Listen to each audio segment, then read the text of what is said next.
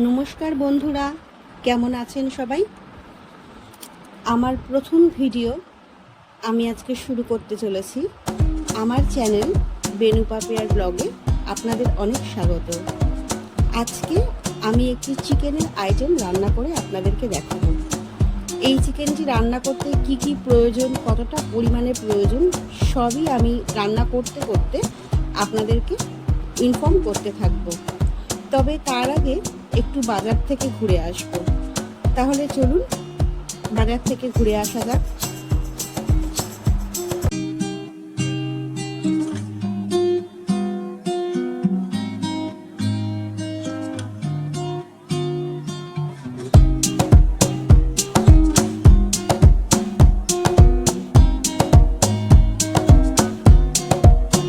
আলু কত করে গো? আলু পেঁয়াজ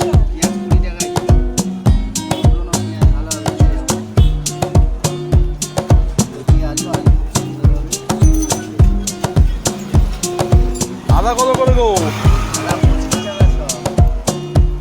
আর রসুন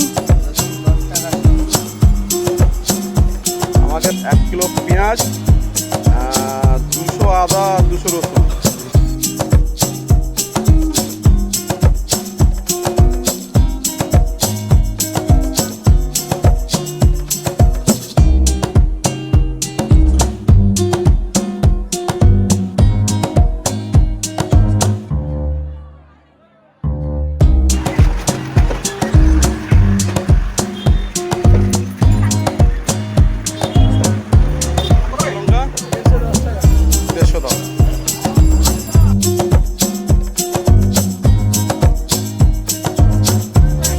গৌতম, কাজু বাদাম কত করে শো গো?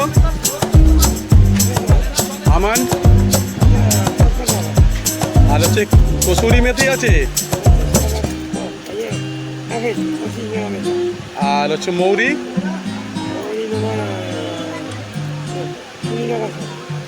ঠিক আছে।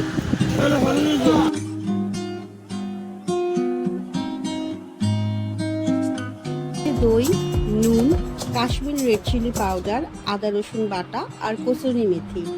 তাহলে এবার চিকেনটা ম্যারিনেট করে নেওয়া যাক। বাটিতে নিলাম চিকেন, এবার তাতে দিচ্ছি দই, এর মধ্যে মিশাচ্ছি একটু রেড চিলি পাউডার, নুনটা স্বাদ মতন দেবেন, কারণ পরে আবার ব্যবহার করা হবে। তার সাথে দিলাম আদা রসুনের বাটাটা আর দেব কসুরি মেথি। এবার চিকেনটাকে ভালো করে মাখিয়ে নেব। চিকেনটা ভালো মতন মাখানো হয়ে গেলে চিকেনটাকে 2 ঘন্টার মতন এরকম মাখানো অবস্থায় রেখে দিতে হবে। যত বেশিক্ষণ সময় ধরে চিকেনটাকে মাখানো অবস্থায় রাখা হবে, চিকেনটা তত ভালো ম্যারিনেট করা যাবে। তাহলে চলুন এবার বাকি সরঞ্জাম শেষ করা যাক। আগে একটু পেঁয়াজ কেটে নিই।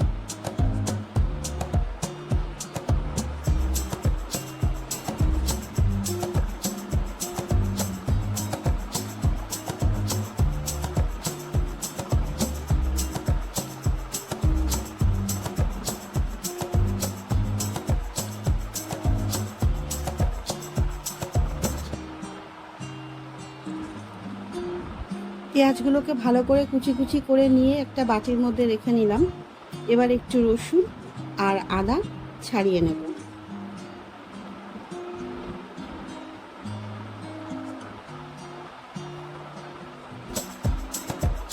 আদা আর রসুনটা ছাড়ানো হয়ে গেছে। এবার এগুলোকে মিক্সিতে একটু বেটে নেব। প্রথমে পেঁয়াজ দিলাম, তারপর দিলাম কুচি করা আদার টুকরো আর রসুন, আর এর সাথে দেবো 4-5টা কাঁচা লঙ্কা। এগুলোকে একটু সামান্য জল দিয়ে মিক্সিতে একটু বেটে নেব। মিক্সিতে বাটা হয়ে গেছে, এটা একটা বাটির মধ্যে ঢেলে নিলাম যাতে আমার পরবর্তীকালে ব্যবহার করতে সুবিধে হয়।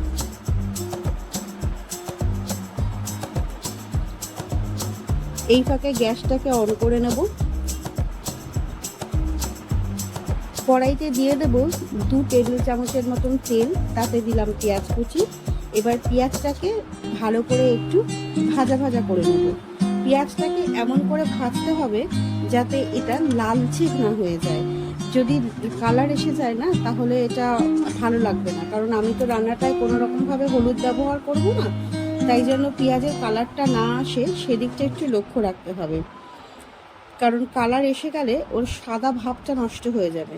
এর মধ্যে দিয়ে দিচ্ছি আদা, রসুন, কাঁচা লঙ্কা আর একটা পেঁয়াজ যে আমি বেটে রেখেছিলাম সেটা। মশলাটা দিয়ে এবার ভালো করে আমি কষিয়ে নেব। বেশ খানিকক্ষণ কষানোর পরে আমরা এর মধ্যে অ্যাড করব ম্যারিনেট করে রাখা চিকেনটা।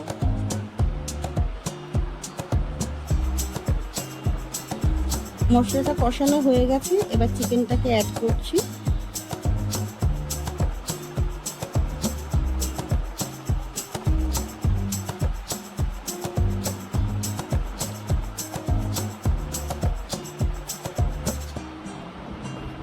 চিকেনটাকে ভালো করে মশলার সাথে কষাতে হবে। এই চিকেনটা কষতে কষতে আমরা আরও একটা মশলা রেডি করব। তো চিকেনটা নিজের মতন কষতে থাকুক, এটাকে ঢাকা দিয়ে দিয়ে দিয়ে কষাতে হবে। তাহলে আরেক রকম মশলা আমরা শুরু করি। এর জন্য লাগছে 1 চামচ ধনে, 1 চামচ সাদা জিরে আর 2 চামচ মৌরি। ধনে, জিরে আর মৌরিটা আমরা শুকনো খোলায় ভেজে নেব। ধনে, জিরে আর মৌরিটা শুকনো খোলায় ততক্ষণ পর্যন্ত ভাজবো যখন এটা পুড়ে যাবে, তার আগে আমার এটাকে নামিয়ে নিতে হবে। কোনো রকমভাবেই যেন মশলাটা পুড়ে না যায় সেদিকে কিন্তু লক্ষ্য রাখতে হবে। তাহলে এটা ভালো করে ভেজে নিই।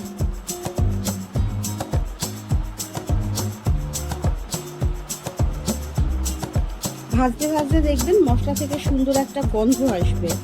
কিন্তু আবারও বলছি, ভালো করে খেয়াল রাখতে হবে মশলা যেন কোনো রকমভাবেই পুড়ে না যায়। এবার এটাকে আমি শিলে বেটে নেব।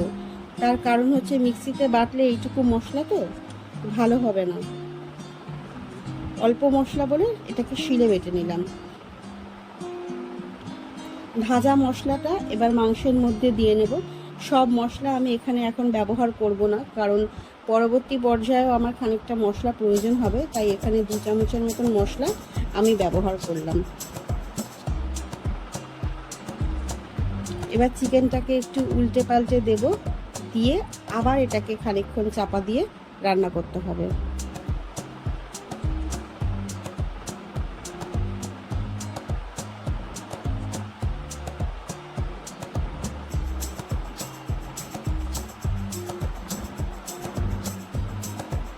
এবার এর মধ্যে আমি অ্যাড করছি একটু নুন, আর তার সাথে দেব একটু চিনির গুঁড়ো।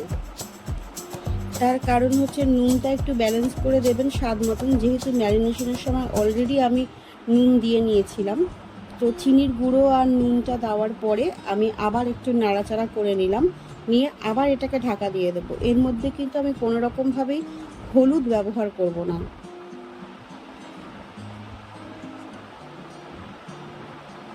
খানিকক্ষণ পর ঢাকা সরিয়ে একটু নাড়াচাড়া করে আবার ঢাকা দিয়ে দিলাম। এইভাবে খানিকক্ষণ পর পর মাংসটাকে একটু ওলট পালট করে দিতে হবে, নয়তো মশলাটা নিচে ধরে যেতে পারে।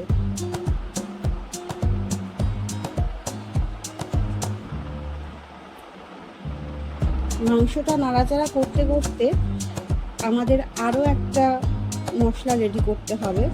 তো তাহলে সেটা রেডি করে নেওয়া যাক।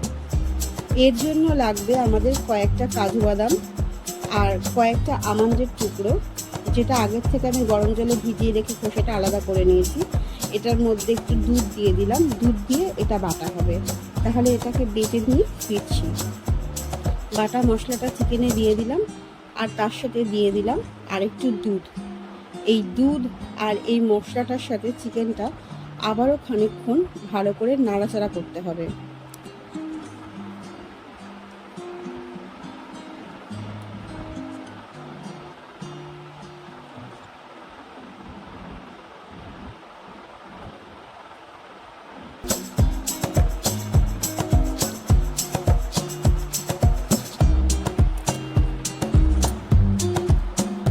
ঢাকা খুলে দেখলাম আমাদের চিকেনটা প্রায় রেডি হয়ে এসেছে। এই পর্যায়ে আমরা একটু উলটপালট করে দিয়ে, মাংসটা আমার প্রায় সেদ্ধ হয়ে এসেছে, এবার একটু পরেই এটাকে নামিয়ে নেবার পালা। এর মধ্যে এবার আমি আগের থেকে সেই ভেজে রাখা মশলা, যেটা আমার একটুখানি ছিল, সেইটা আমি দিয়ে দেবো। তার সাথে দেবো আমি রেড চিলি ফ্লেক্স,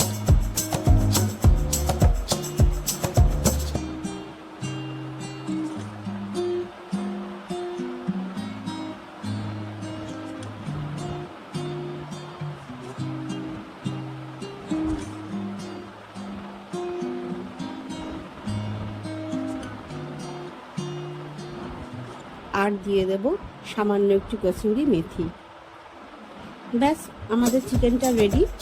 এই পর্যায়ে আমি ঢাকা দিয়ে আবার 2 মিনিট রেখে দেব, দিয়ে চিকেনটা সার্ভ করব।